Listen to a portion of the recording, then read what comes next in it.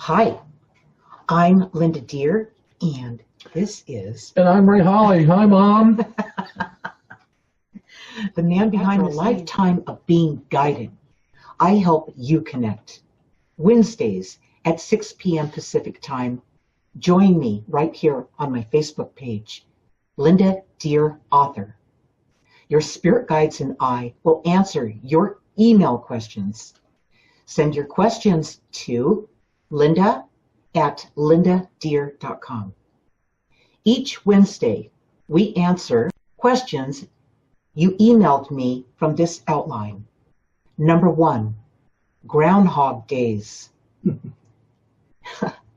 Using my guided journey, we unravel the repetitive issues in your life, why it keeps happening, and how to heal it. Number 2, breaking through the intuitive code using my journal writing. We interpret insights and guidance your spirit guides have sent you. Now, for your questions. We have 2 questions today, and Ray has those. And how about those questions? We have a couple questions. All right. Good ones.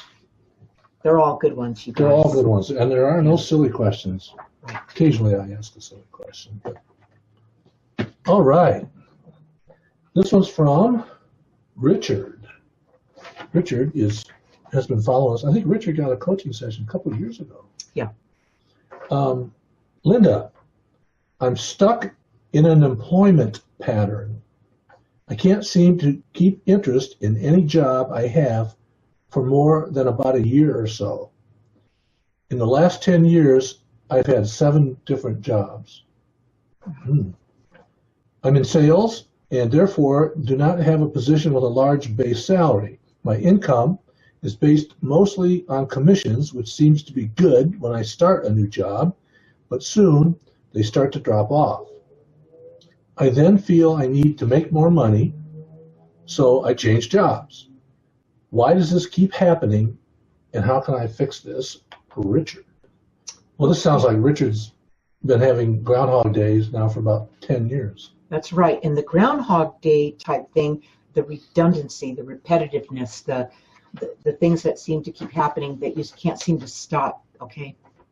That's where my guided journey, the companion journal to my flagship book, Guided, comes into play.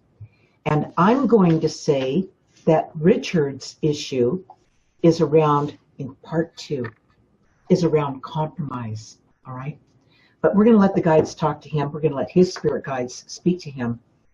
Do we have Richard on with us right now, Ray? Well, let's see. I don't see him. Okay.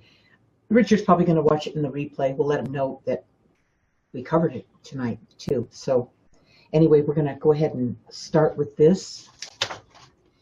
And Richard, your spirit guides and angels are here with us now.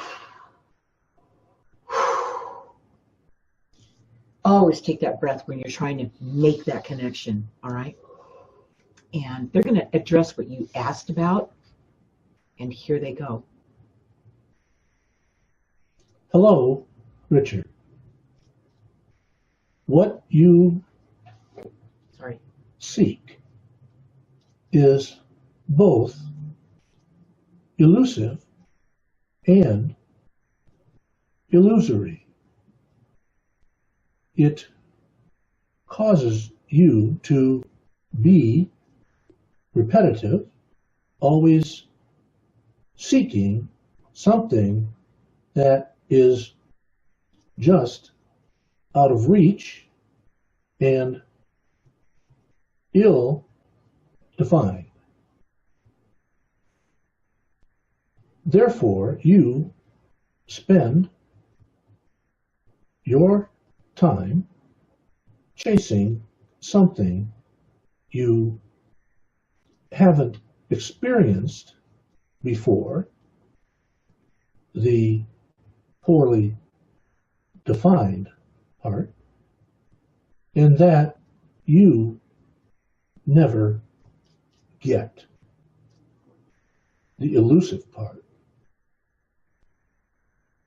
This triggers the subconscious pattern that you call job hopping, driven by the urge to fulfill the lack deep inside you. The one thing that will expose this relentless seeking is when you recall the first time you compromised. This started in your early teens, when you felt you weren't good enough, big enough, or strong enough to play sports. This is when you first compromised and looked toward achieving financial success. Because what you really wanted, you couldn't have. Ever since then, you have been living a compromised life. So when you start to lose interest in your job, affecting your income, your impulse is to run from the real issue. That is, thinking you are not good enough. To solve this, you need to dive into chapter 12 of My Guided Journey and take the journey back in your life so you can go back to that moment. Write down what happened, how it felt at the time, and what you realize now. Decide what action you will take to break this pattern. Once you do this, you will feel free from a life of compromise, because you will like who you are. Okay, that's what I thought it was going to be. Compromise. Okay. Again, My Guided Journey. It's the second part of the guided journal writing system. It's a 3-part system, okay? This is the first book, the second book, and the third book. All right. We're working in the second one today, and this has to do with compromise. I'm going to go to that chapter. Chapter 12. Okay. A quiet desperation took over. You took everything personally. We watched you get lost. We are his spirit guides and angels. They watched him get lost. Your guides don't have any business interfering with your free will. So you come here into this life to face these dilemmas, these challenges, these lessons, these aspects, whatever you want to call it. And for Richard, compromise is what knocked him off his path. Now, he's been in the job market for 10 years, so he's probably about 30. I'm going to say just generally early 28. 30s probably. Yes. Got out of college. Yeah, that's right, Ray. Yeah. So he's done this long enough now where he's beginning to go, what's going on? What am I missing? Why am I not happy? Why don't I feel fulfilled? You know, so it's compromise. What he needs to do, and Richard, when you watch this, if you don't have this book, get this book. It's the companion journal to Guided. It's a journal, so it's a paperback book because you write in it, just like your guides suggested at the end of this. And you want to go to the MP3s and you want to listen to chapter 12.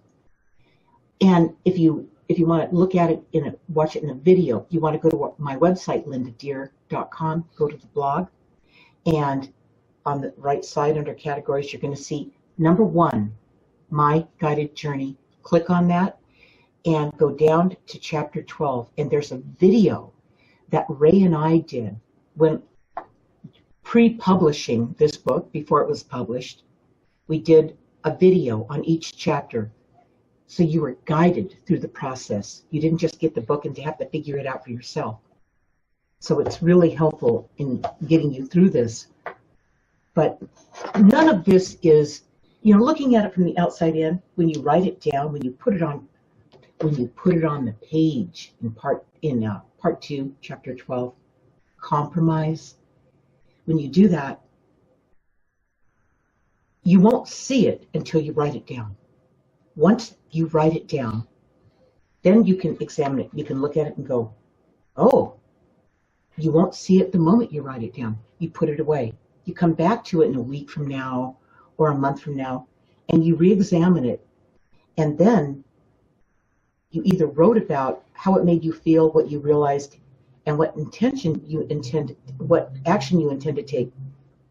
Or you write that in after you let it sit for a little bit and read it later, and epiphanies will come to you. You will see things and feel things that you didn't feel and see the first time you wrote it down. You just mechanically wrote it down first, all right? That's when you can answer those. How did it make me feel? What did I realize? And what intention do I intend to take? All right. It's a process, but it works. And it gets you your life back. What's interesting is that the guides mentioned that this is something that occurred in Richard's life in his early teens. I mean, he's in his early 30s now, so most people wouldn't think that your job hopping dilemma, your issue with job hopping, would go back to something like that. Go back to your. That's why I wrote this. So exactly what Ray's talking about. This job hopping thing that he's been doing for 10 years didn't start 10 years ago. It started before that. He just didn't realize it was a belief system, something implanted in him that he took on. He wasn't conscious of the fact that he took it on at the moment that he did it. This shakes that back out of you. This lays it down on paper, okay? It's not here anymore, running your life. It's here where you can see it and examine it, all right? That's the power of doing this.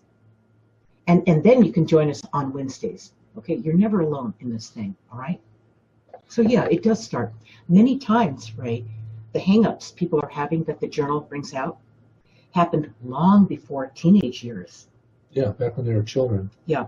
In fact, as you start looking into it, Richard, you're going to identify with this.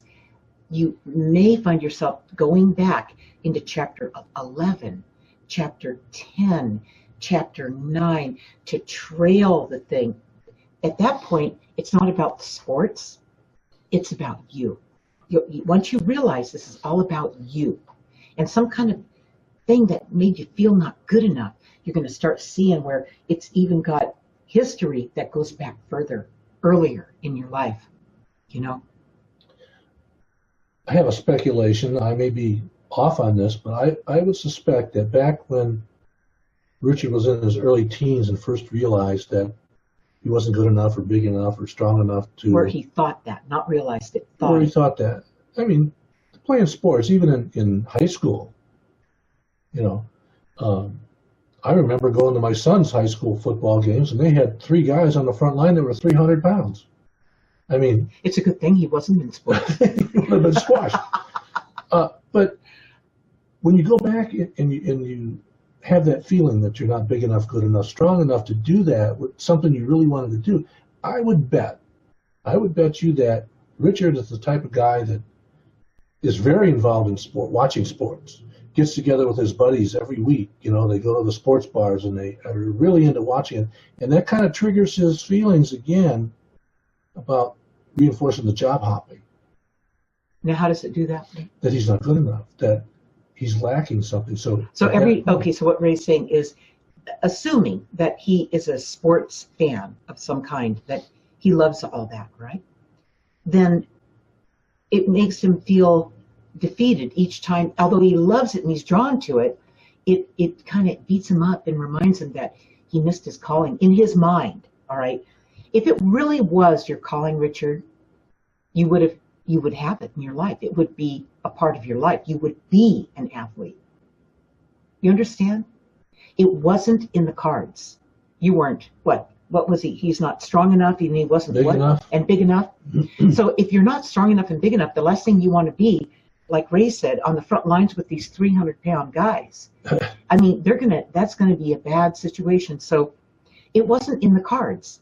We can't, it's interesting how many times we reach for things that really aren't in the cards for us, but we keep looking for that.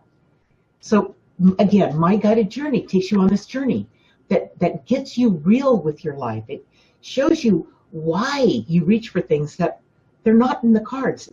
It's not where you've been guided to go. It's not why you came here. It's not the reason you're here at all. So we have to get these things worked out, and we are good enough, and there is no lack, and really get through, and not superficial stuff. I mean, really get in there. And some of this stuff, when you do the journal writing and you look back, is not pleasant to remember. That's why you write it down. When you find it, you find that chapter, and you write it down, and it's no longer here. It no longer rules you. It's here for you to later, a week later, a month later, pull it back out, re-examine it, and go, okay,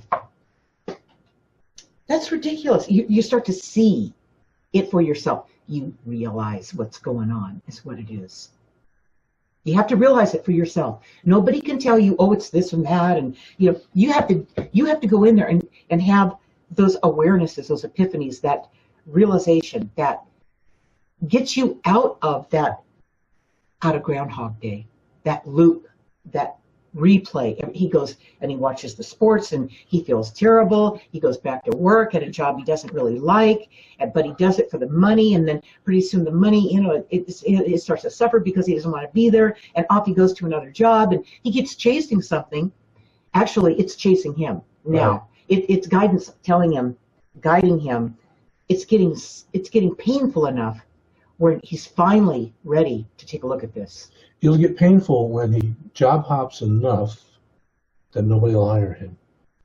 That's what happens. See, going back to his early teens, high school, not being big enough to play football, not being tall enough to play basketball, that was something that, all the girls wanted to go out with the athletes. That was it. So that was the power of in those days, in those teenage years. That's when you had power. So what did he do next? He went after where he could have power, money. Chase money. Chase money instead of balls. How come you keep reaching for the power, Richard? It's because you feel like you lack something, right? He missed it then. He feels he missed it then. He missed it the first time around with the sports. Right. Of course, that's ridiculous, but that's what it felt like. I can relate to Richard. I wasn't big enough to play football in high school. I wasn't tall enough to play basketball.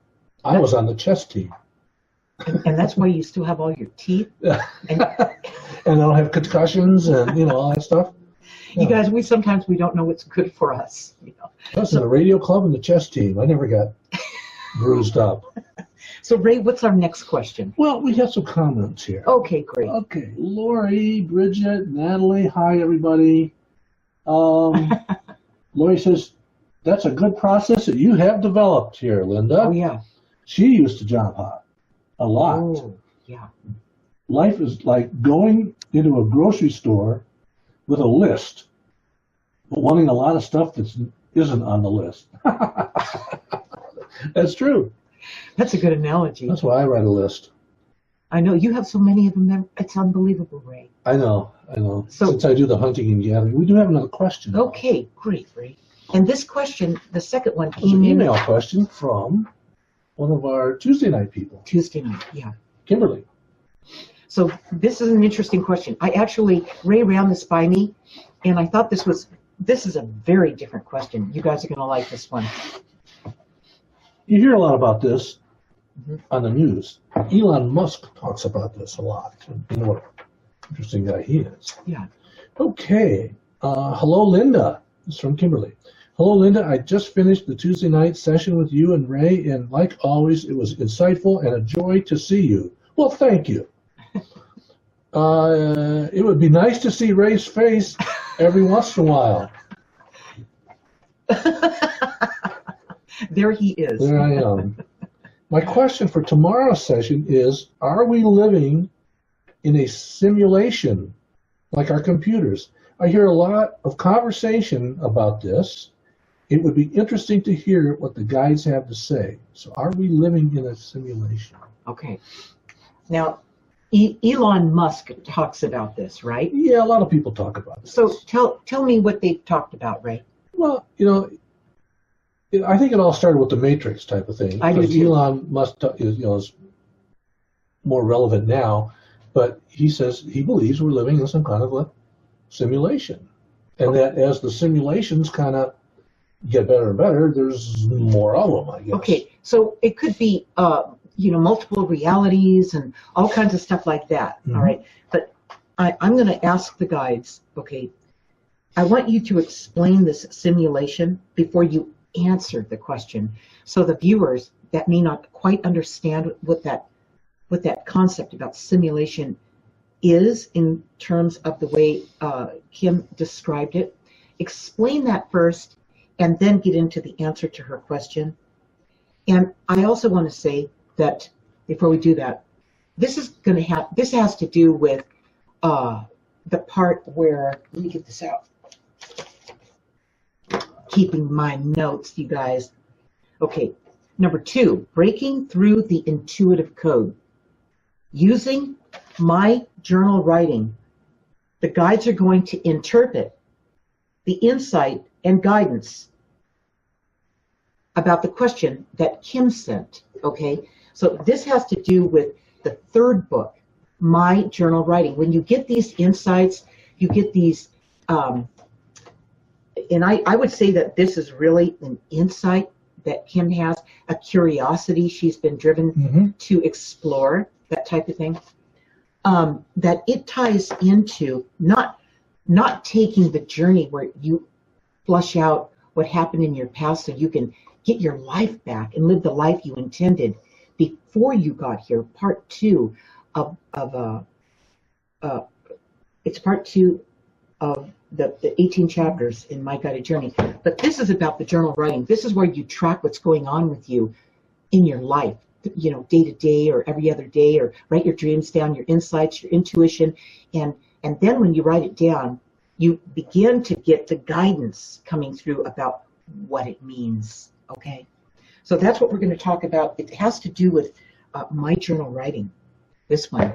So we're going to let the guides answer that now, and they're going to explain it first before they answer it, and here they go.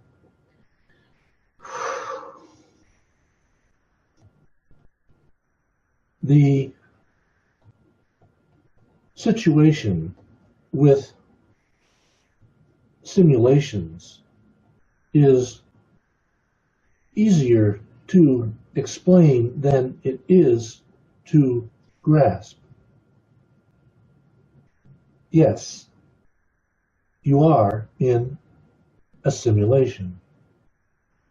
However, you are only in one type of simulation. You must look at it from your soul's perspective.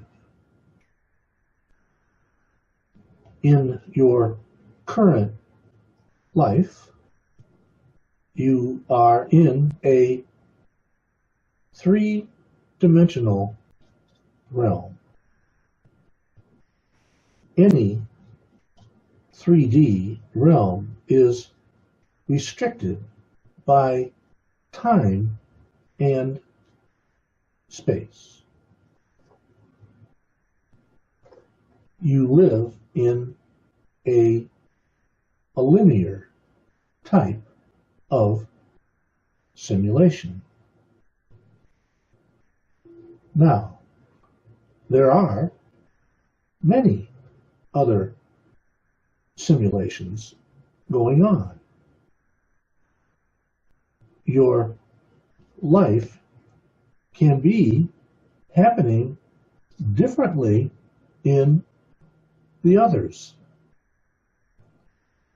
Your soul is not constrained by time and space at all. Therefore, your soul could be experiencing many different simulations at once. It's in these other simulations that different possibilities exist for your life.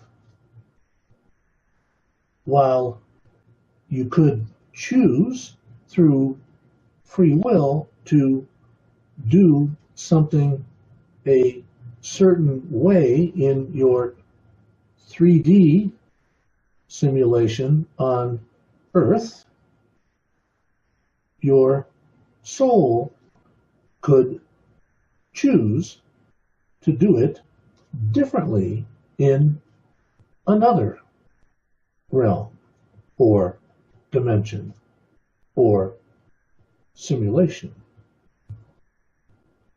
There are as many possible outcomes for your life as there are different simulations, and the physical constraints like space and time in some and not in others. This is a concept that is hard to grasp, that your life could be turning out differently in one or more of these other simulations.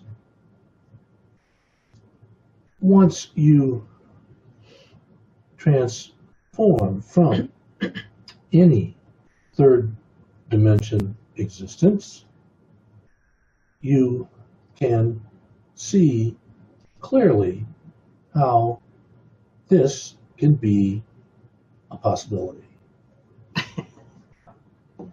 Okay, you guys, we want to see how you guys were able to grasp this. That was interesting. It's always interesting when we get questions like this, and the guides, these are like specialists that come through that are capable of answering a question like this. Let's ask them. I want you guys to understand this so that you know how to go about asking when you get questions like, or questions and answers like this. Ask who's here. Who are you? Who are you who is answering this question?